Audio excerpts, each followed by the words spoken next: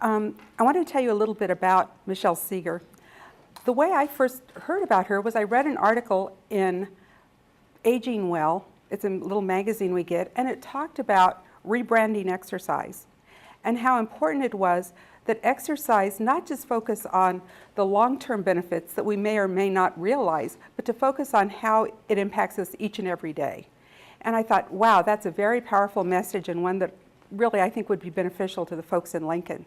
So we did some research and found Michele, and we're very happy to bring her here tonight so you can hear her message personally. Dr. Segar is a University of Michigan behavioral sustainability and motivation scientist and the Associate Director of Sports, Health, and Activity Research and Policy Center for Women and Girls, and a Health Policy Fellow at the Center for Healthcare Research and Transformation. Dr. Segar's award-winning research challenges the status quo within the healthcare by showing the logical rewards like health and weight loss do not motivate most people to sustain behaviors as well as immediate experience and emotional rewards such as well-being. So we're very happy to have Dr. Segar here tonight. Please join me in welcoming her to Lincoln.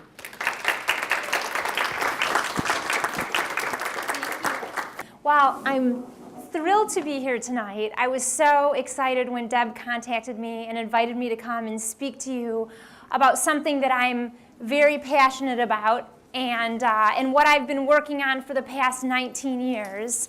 The first thing that I just want to get out of the way is that we've been asked to just disclose anything, and I speak and I coach and consult with people, so I want to get that out of the way.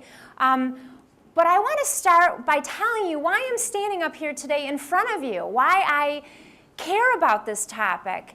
And it started in 1994 when I was doing a master's degree in kinesiology. We did a randomized clinical trial looking to see if exercise could improve depression and anxiety in cancer patients. We were one of the first group of researchers to do that. And we found what we thought we'd found, what we had hypothesized, and that was that the participants who exercised did decrease in depression and anxiety compared to the control group. We thought that was the end of the story. But 3 months after the study ended, we called everyone back, gave them the questionnaires again, and they sat around in tables and focus groups and talked about how they were doing and how they were feeling. And I remember as a mid-20-something listening to the people talk around the tables and hearing, how good exercise was, how good it made me feel, it was good for me. And I stood up straight thinking, wow, our research isn't just going to benefit the academic realm, but we've actually helped people live better. But I was wrong. Because we were shortly to discover that almost everyone had stopped exercising when their commitment to the study had ended 3 months before. And so I asked, why? Why would you stop exercising when you clearly know it's good for you? I heard you talking about it. Well, I have to work, I have to take care of this and that, and chauffeur and cook dinner. And what became very clear to me was that these survivors had stopped exercising not because they were survivors, but because they were just typical adults and people who had internalized, kind of how we're supposed to live life. And it was at that moment, I'm one of these very fortunate people where I had this big light bulb go off in my head, and it said, this is what you're meant to do. And I said, okay, I'm going to solve this problem. And I'm going to understand everything there is to know about what leads people to not stick with self-care behaviors like physical activity, and then how to go about changing those things. And so I went and I got a second master's degree in health behavior and health education so I could learn how to develop programming. And then eventually I developed a program and delivered it in our community and medical centers. And finally I went back to get my PhD in psychology focused on motivational processes and goals. So I'm standing to you here in front of you today after 19 years of studying this problem, from an academic perspective, but also working directly with people. So I've developed some solutions and I've been delivering them to individuals since 1997. So my bias is that I'm coming to you from both of those perspectives, okay? So when you think about exercising, what is the very first word, image, or symbol that comes into your mind? Let's just yell them out. Time. What else? Sweating. Work. Work, effort. What else? Discipline. What else?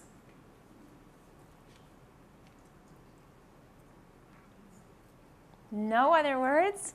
Pain. What? Pain. Pain. Money.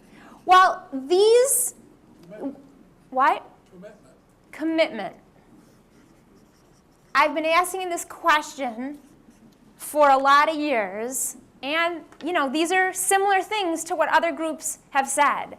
And what you have to understand is the first thing that comes into your mind when you think about exercising actually is a really great symbol for what it means to you and what it represents. So it's always good to begin to get it out on the table for yourself in your head about what it means. Now, what I'd like you to do is introduce yourself to the people at your table. You're going to have a couple minutes to do this.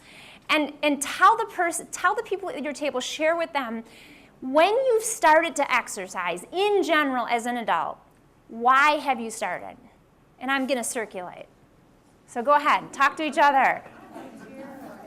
So I walked around and I heard some different experiences and different reasons. People really had a variety of reasons that I was able to listen in on. And this is one of the things we're really going to focus on tonight is why bother? Why even think of exercising? Why is it in your head as something you should do, whether you do it or not? And so you all, I'm here speaking to you from my experience and my standpoint, but you all have your own lifetime experience with this. So I hope that you will share your perspective and feel free to ask questions and push back against something I might say if it doesn't resonate with your own experience. So let's think about and look at what have we learned about why and how we should be exercising. Oftentimes when we go to the doctor, whether it's a physician or a nurse practitioner, people get on a scale, we get weighed, and we often get told, you're overweight, you should start exercising. So there's this whole context around physical movement that is very much centered in medicine. So I want to suggest to you that in general, society has taught us, has socialized us, has educated us to perceive physical activity and exercise as a tool for body shaping or as a bitter pill we're supposed to take. Now, if we were going to say, how does this make people feel about exercise? What does it mean? Do you think exercise is, let's hear, how many people think exercise is a chore based on how we've learned about it? And how many people think that exercise is a gift from how we've learned about it? So most of you didn't vote, but more people voted for the chore. And in general, I would suggest to you that we have been socialized to believe exercise is something we're supposed to be doing, that's hard, that we have to change our clothes for and take showers after, and that it's this very specific thing that we have to fit into our lives. So what I want to do now is find out what beliefs and expectations we have about exercising from what we've learned. What is exercise supposed to look like? I'd like to write down some beliefs we have. Consistent. Consistent daily. What else is proper exercise? You get hot and sweaty. Hot, sweaty. What else?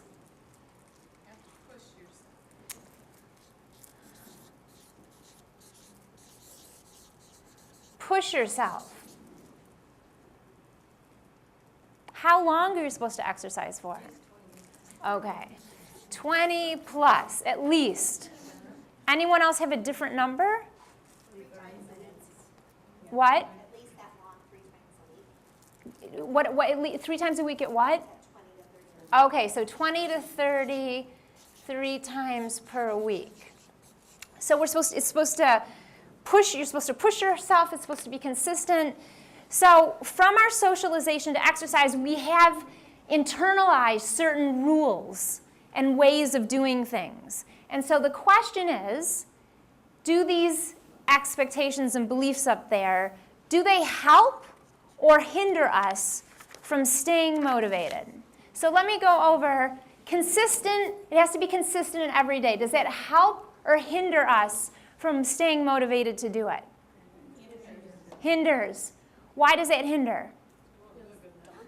It's daunting. You have to be hot and sweaty. Does that help or hinder? Hinder. And why? It's uncomfortable. You have to push yourself hard. Does that help or hinder? Okay. And the 20 to 30 minutes, 3 times, let's just stick with the time. The 20 to 30 minutes, does that help or hinder? Helps. It helps. And why does it help? Because you can do anything for 20 to 30 minutes. If you think about doing it for longer, then you go, oh. Okay, so does anyone have another comment about the 20 to 30 minutes? Yeah. Well, I've heard that it can be like 30 minutes, but it doesn't have to be 30 straight. Like you can do it in 3, 10, 3. So as long as you do at least 10-minute durations, then it still counts. Is that what people have heard? Yeah, I heard that.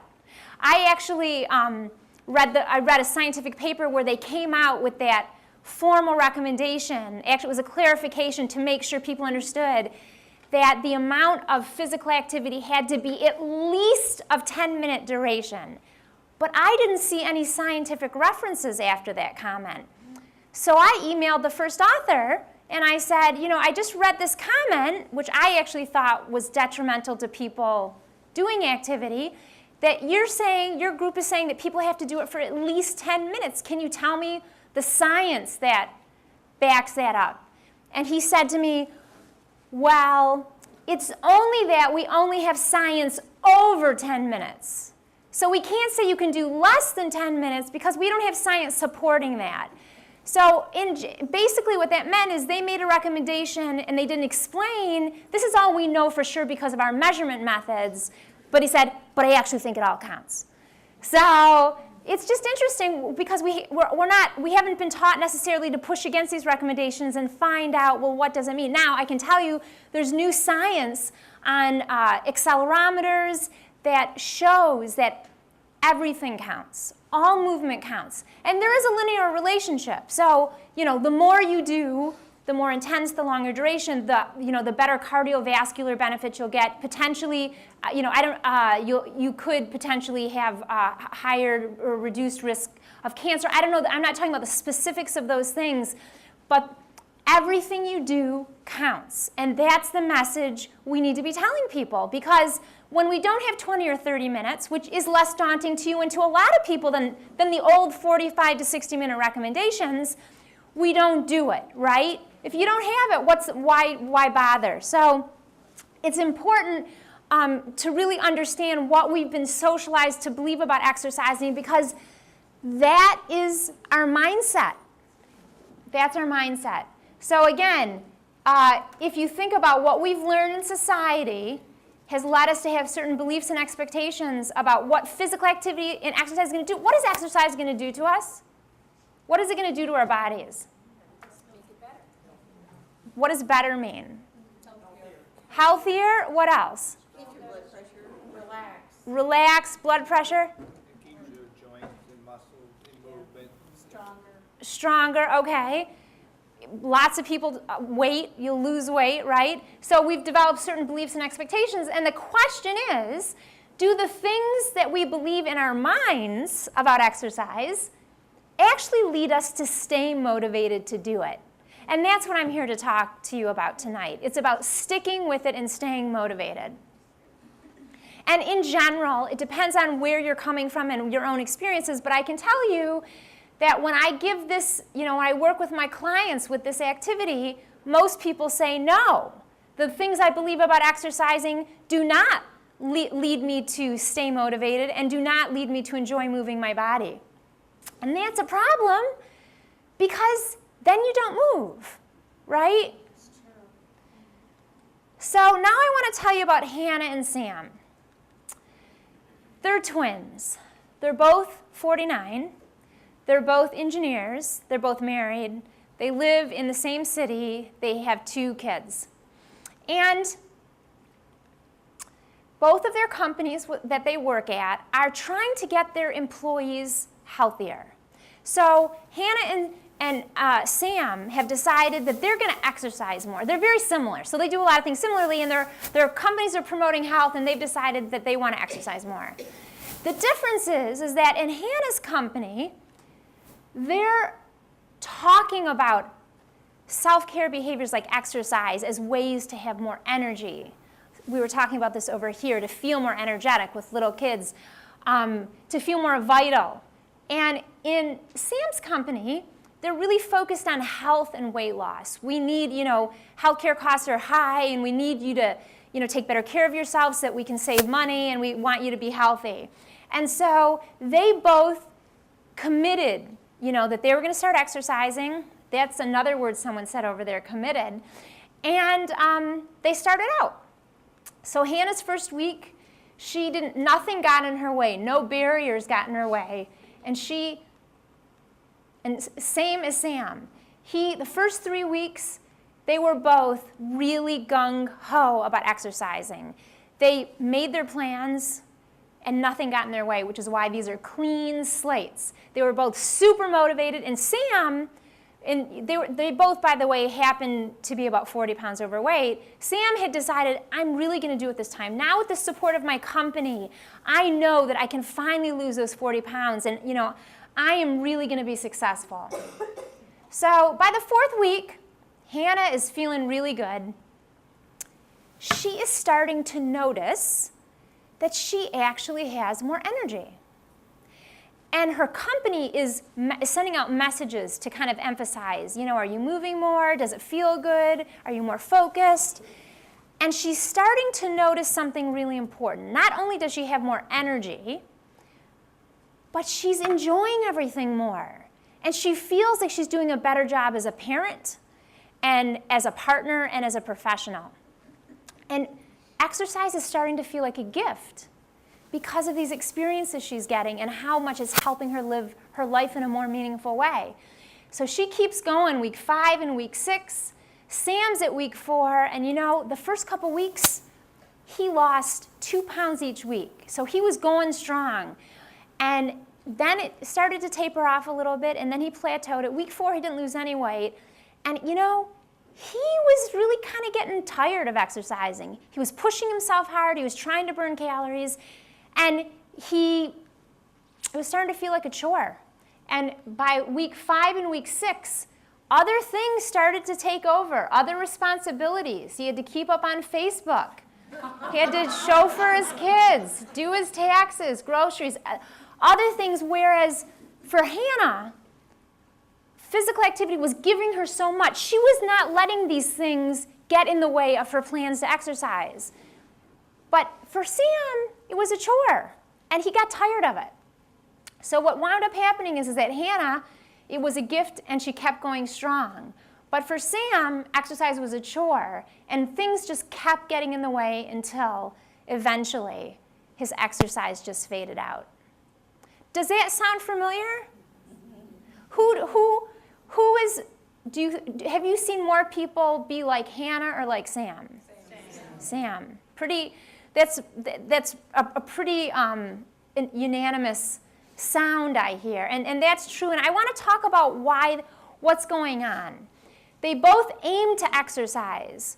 Sure, there's things that are different about them, but Hannah's purpose or reason for exercising was to feel better and more alive. And Sam's was to do this. It was to step on a scale and see an improvement in numbers. And I want to suggest to you that health reasons for exercising can easily become a chore. We don't think of health as being something that's like a chore. We think of it as, I used to think health was a great reason to exercise until my data suggested that it may not be. And when we're focused on health, we are focused on external goals and external feedback. So think about it, whether you're talking about your blood pressure or your weight, or what's another biomarker that we look for? Cholesterol. Those are numbers, and we're looking to we're exercising to change numbers at some point in the future, and it may not be very good at that. In contrast, when we're exercising for something like energy or vitality, it's a gift, because what we're looking for is internal feedback.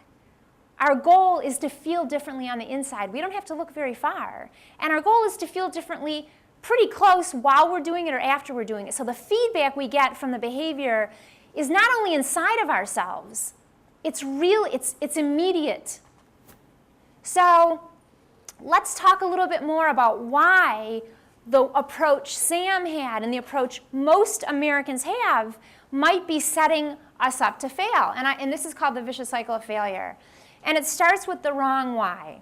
And I'm defining the wrong whys as kind of abstract things like cholesterol, heart disease, diabetes, doing something so you don't get something in 20 years from now, something that's abstract and clinical, better health, and weight.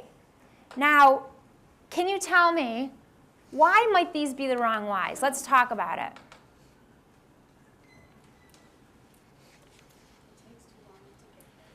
It takes too long. You mean what? There's no immediate gratification. There's no immediate gratification. Why else? If you make a mistake, you feel guilty. You feel guilty when you do it out of these. If you make a mistake, you feel guilty. That's a good point. Why else? Those measurements are only measured like once a year. Cholesterol is measured once a year. No regular measurement. There's no regular feedback that what you're doing is actually working. I worked hard, went in expecting my numbers would be low, and they didn't hardly change at all. And I got discouraged and said, forget it. Yeah. Yeah. So if the physical activity and our efforts don't deliver these numerical results that everyone tells us we're supposed to have, what is the point? Right? Who's got time for something that is a pain in the butt to fit in and doesn't necessarily work? So those are all really. Is there any other reason that someone has that they want to say? Those covered. Those did a good job. So what happens is, and the guilt comment was really on target, because what happens is that, we've learned to be active for very kind of medical reasons. Our clinicians, people who have a lot of knowledge, are telling us what to do. And it turns it into a chore, a should. We should be doing it for our weight. We should be doing it for our blood pressure. And of course, it doesn't stop us from doing it. Because what winds up happening is that, okay, whether it's our annual visit, whether it's the magazine cover, whether it's a wedding in a year, we do start. We always start. The problem is that these whys tend to produce lower quality motivation, by the way, which is the fuel, right? Motivation is our fuel or our drive to do something. They tend to produce lower quality motivation and unstable motivation. And what happens is we stop. And we stop. It could be for 2 weeks. It could be for 2 months or 2 years, until we eventually start again in the search for the next wrong why, right? Because in reality, this is the formula or map we have been given to lead healthier lives and to do things like exercise. And what happens is that people stay stuck in this because we just keep starting and stopping until we start again for the same types of reasons, and I call this the vicious cycle of failure. So I want to suggest to you that when we think about doing things for our health, that it's about doing something for tomorrow, which may be problematic if we're trying to achieve sustainability and consistency, because the tomorrow doesn't reinforce that what we're doing feels good or works, and truthfully, it may never reinforce that. And like Sam, it potentially is going to lead to discontinuation. But here's what my mom would say. That's my mom. That was about 2 weeks ago at my son's 5th year birthday party. I was talking to her about these ideas, and she said, but Michele, you know that I do everything to take care of myself to prevent disease. I'm terrified of getting sick. She is the epitome of a worried well. And I said to my mom, I know, Mom, that is so true. I said, but you didn't start until you retired. So it's one thing to say that you care about your health, and who cares about their health? Raise your hand. Right? We all care about our health. Let's look at some data about what might be happening here. So I'm going to show you some data very briefly. Don't worry, this isn't going to be too scientific. We asked people basically why they valued exercising. And they gave us some reasons, which I'll show you. And then we said, well, how much do you value those reasons, those things you care about, compared to your top life goals?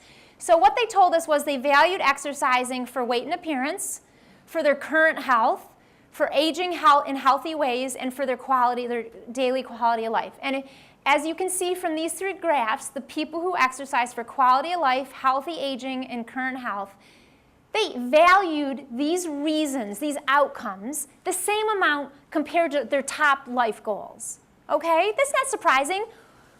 Who wouldn't care about their current health and their future health and their quality of life? But what we did was we measured how much these people exercised over a year. And this is what we found. That the people who exercise for quality of life did 20% more exercise compared to the group that exercised for health-related reasons, and 34% more than those who exercise for their weight. So it's very easy to say we care about our health and we want to be healthy, but think about how busy life is. If you're exercising to prevent a disease in 20 years, you're exercising to change your blood pressure at your doctor's appointment a year from now, how compelling does that make exercise when you have 10,000 other fires to put out every day? So I want to suggest to you that when the purpose of our self-care is focused on these types of health outcomes, that there's a gap between what we value and what we actually do. Like my mom said, now that she's retired and she has all the leisure time she wants, she is fitting it in. Now, I wouldn't say that's necessarily true for all people who are retired, but it was true for my mother. But the question is, there must be some groups for whom health is a good motivator for exercise, right? That's what I thought. First, I thought health was a good reason. Then I did my research and saw, wow, it really isn't as good a reason as I thought it was. But then I thought, well, people who are like older, I don't know, 80s, 70s, whatever. People who are not in their 30s, who are aging, health must be a really salient and important reason to take care of yourself. So I want to show you some data. This study is a fairly recently published study, and they looked at adults between the ages, men and women, between the ages of 65 and 90. And they asked them, they measured why they exercise. And then they calculated how much exercise they did over a year. And among this age group, they found that feeling the motive or reason to exercise, of feeling good from exercising, predicted more exercise than the health benefits. Again, I was surprised. Well, then I thought, well, gee, the group that's really got to be motivated by their health are the people who've lost their health, people with chronic illness. Now, that's got to be a group that is motivated by their health. So this is just to say for the group of men and women between 65 and 90, health is trumped by feeling good as the purpose for exercising. So Noreen Clark is one of the international leaders in chronic disease management. And she was interviewed last year in the Wall Street Journal about this topic, and here's what she said. Quality of life happens to be the element that is most important in motivating people to deal with an illness. People aren't motivated to follow their clinical regimen if it doesn't improve the way they function and get along with others and manage day to day. So health is trumped by daily quality of life, even among the one group that I had previously thought would be motivated by health outcomes. So I think it's time for us to really start rethinking what we're doing, what we're teaching people, what we're asking people to do, what we're asking ourselves to do. And I would like to ask you to start thinking about, well, how do we transform something like exercise or eating in different ways or getting enough sleep from things that are as a chore we're supposed to do, into a gift that we can give ourselves. And I think what we need to do is convert the notion of a healthier tomorrow into a better today. Because, so who said instant gratification earlier? Someone mentioned instant gratification. And we are, human beings, and instant gratification is a reality of our psyche. So let's convert physical activity and other self-care behaviors into something that can give us this instant gratification. We're lucky because, in fact, health, I don't even want to call them healthy, choices that favor self-care do help us feel better. But we haven't been taught to focus on the experiences because we've been taught to focus on this. And because we're so focused on the numbers and the external, we don't even notice the gifts of, that are going on inside of us. So part of the process is teaching people to notice. So let's talk about moving toward happiness in a both literal and figurative way. Research, neuroscience shows that physical activity is one of the best releasers of dopamine, a neurotransmitter associated with pleasure and joy. One of the best releasers of the joy drug. Moving. It doesn't have to be those crazy pictures on the Stairmaster and working hard. Moving our body, everything counts. So if we think about what kinds of experiences we might want to get from moving regularly, can you tell me? Those of you who do exercise or move your body for experiential reasons, what are you getting from it?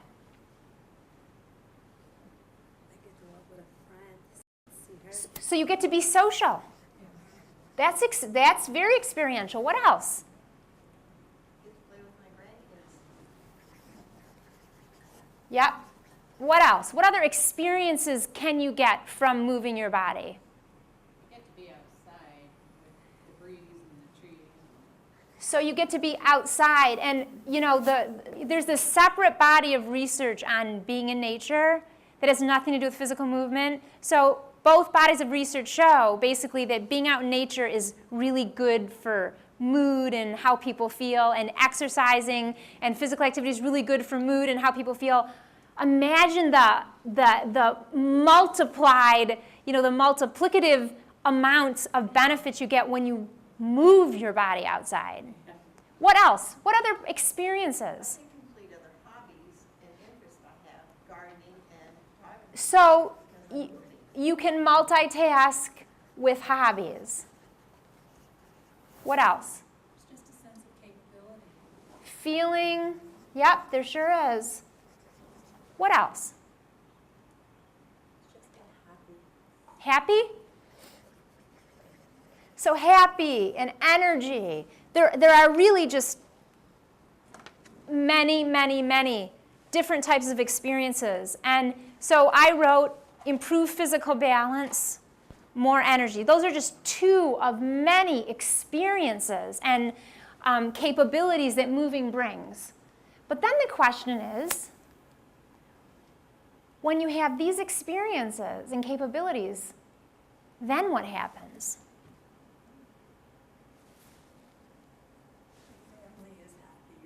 Your family is happier. You're happier. What else? How else does it influence parts of your life? What? You're more efficient. What else? You're more productive. Increased cognitive ability. So what happens is that we move our bodies to have these experiences that we might want. And then when we have these experiences, they link to what we care most about. How different is that than the vicious cycle of failure?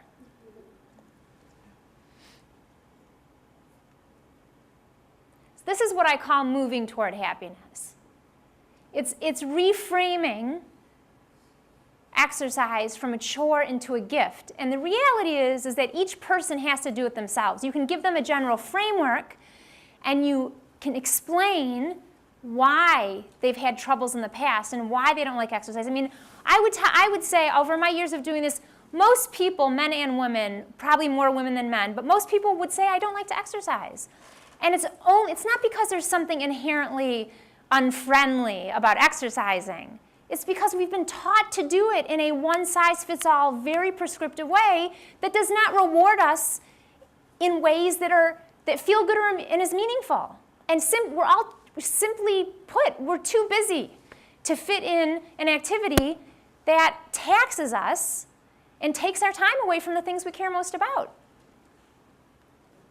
So I want to exemplify this. How many people know who Jane Brody is? A couple people.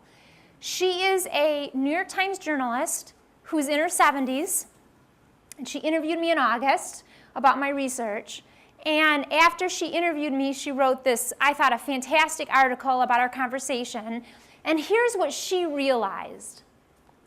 She said, now, she's a fitness writer, so take that into account when you read what she says. She says, I walk 3 miles a day. If you ask me why, weight control may be my first answer, followed by a desire to live long and well. But that's not what gets me out of bed before dawn. It's how these activities make me feel. More energized, less stressed, more productive, more engaged, and yes, happier. Better able to smell the roses and cope with the inevitable frustrations of daily life. That is moving toward happiness. She's moving toward happiness. She's deciding what her movement is going to be about and why and what it's about, what it's for. And because of that, she's reaping the benefits of these incredible perks that actually help her be a happier person and live a better life. So when we think about moving, and I don't want this to distract you from my greater message, the concept is that when you move, it's not about you moving in that moment. It's about the other full day that you have to live. When you take care of yourself, when you get enough sleep, when you get more sleep than the sleep you know you're supposed to be getting because you have how better you feel, that is not about those 2 hours of sleep. It's how you feel the day you get that. And once you start to notice these experiences and how differently you feel, and then how differently you experience your life, how better at it you are, and especially how much more you enjoy it, that makes self-care compelling. Just like Hannah found out.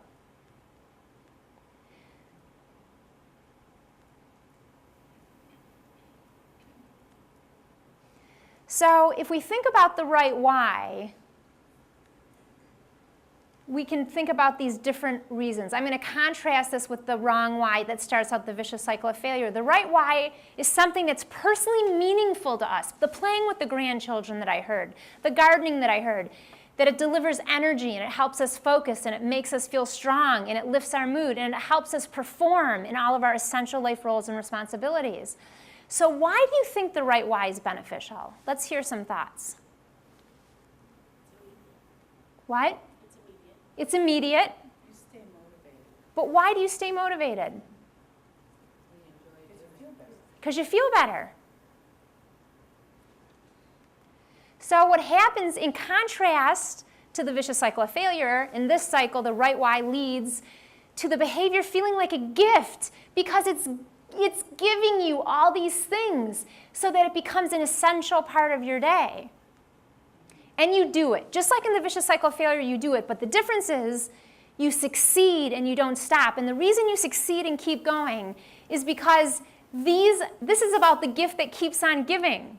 You don't have to wait to go to the doctor to find out if you have more energy or to see if you're performing better in your roles. You know immediately. You're getting the feedback and you know the difference. And this is what I call the sustainable cycle of success. So what I'd like you to do, I don't know if there's paper on the table. You can think about it if there's not paper. I'd like you to just take a minute, and I'd like you to write down, what are your right whys for physical activity? So I'm just going to give you a couple minutes to do that. So I eavesdropped on a few tables, and I heard the gifts, the whys that people wanted to give themselves.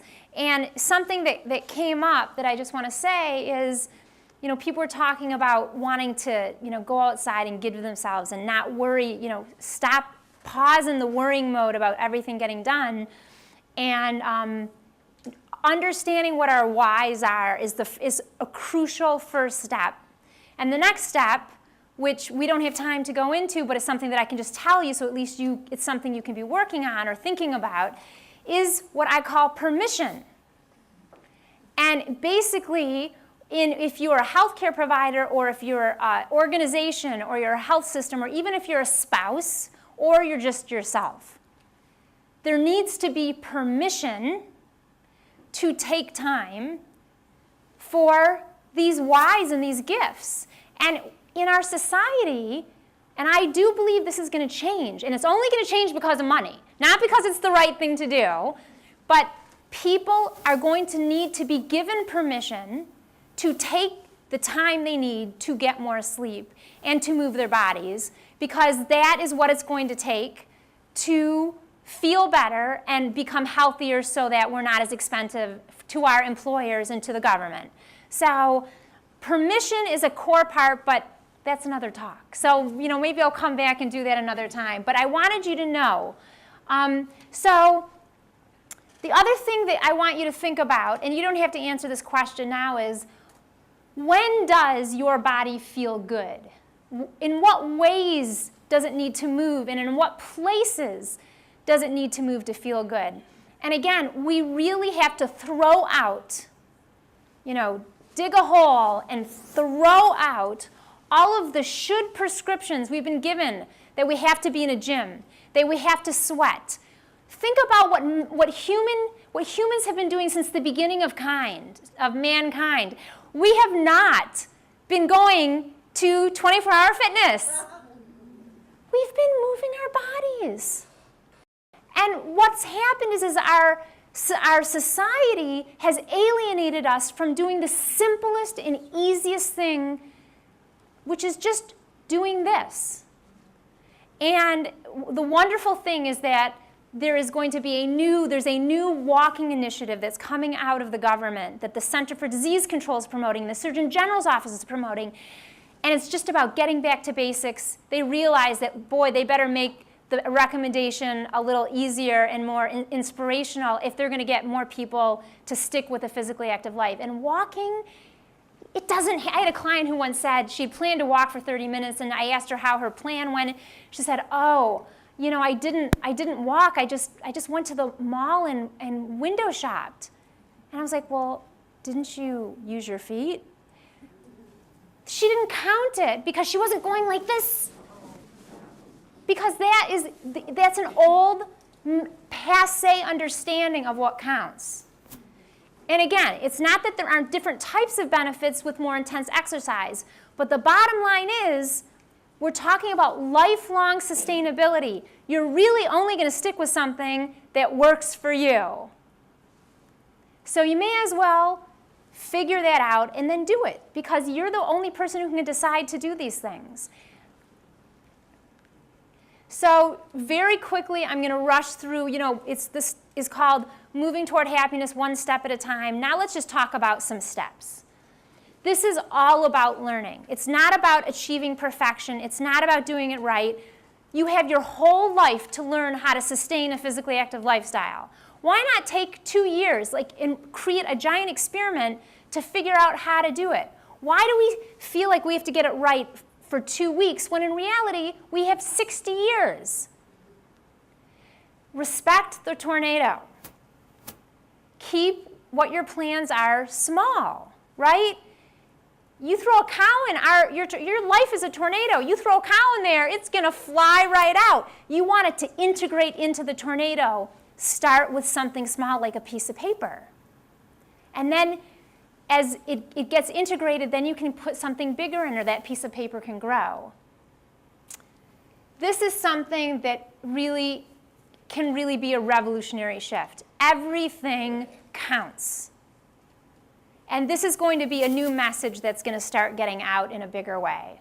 Because not having everything count is really one of the biggest reasons people don't move. If you have to do 30 minutes, if you have to do 10 minutes, and you only have 2 minutes, what's the point? But really, a lot of 2 minutes adds up, doesn't it? And I just want to show you, look at how much different. Most of my day I am sitting at my, computer, and I sit like this. This is how much, I'm doing. Look how much more energy. Look how much more, energy I use when I just get up, slowly walk 5 steps. It's exponentially more work and energy that my body is doing from doing 10 steps. So imagine how much movement you're actually already doing and how much more you could do if you believed that everything counted. Being flexible and improvising. This is about life happens. And again, if you have this rigid mindset about what has to count, you plan to do a 30-minute walk with your friend, and then something urgent arose, and you only had 12 minutes, well, go for it. Use those 12 minutes. Don't feel like, I can't do the 30 minutes. No, do what you can do, and then pat yourself on the back. And the other thing is to expect that things are going to get in your way. Start out with your plans thinking, this is not going to go well. I'm going to have all these things come at me. And then plan how you're going to deal with them, how you're going to prevent them or address them or improvise with them. And it's really important, we haven't been taught this very well in society, to not judge ourselves when we don't do it perfectly, to be self-compassionate. It's kind of the opposite of the perfectionistic mindset. But honestly, this is part of a learning mindset. And research in what kinds of goals lead to the most intrinsic motivation and pursuit in work and in education suggests that having a learning mindset, especially in complicated situations like our lives, a learning mindset is a better mindset to set you up for success. And that means you don't kick yourself or say you're an idiot when something goes wrong. So I want to end by saying a couple of things. If these ideas resonate with you, on your table there is a sign-up sheet where you can give me your name and email address, and I'll sign you up. I have a free newsletter.